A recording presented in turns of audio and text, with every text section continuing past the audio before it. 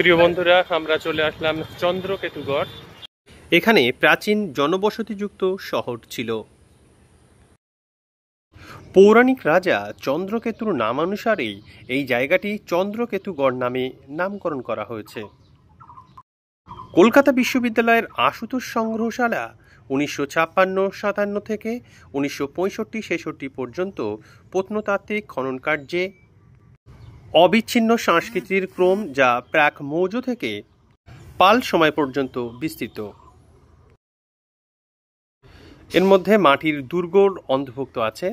উন্নত সূক্ষ্ম পোড়ামাটির দ্রব্যের ভাণ্ডার ছাড়াও এখানে ছিদ্রযুক্ত রৌপ্য মুদ্রা, ঢালাই তম্র মুদ্রা এবং মৌর্য, শুঙ্গ, কুষাণ, গুপ্ত সময়ের মুদ্রা রয়েছে। অন্যান্য সামগ্রী হল পুঁতি, হাড়ের শিল্প সামগ্রী ইত্যাদি।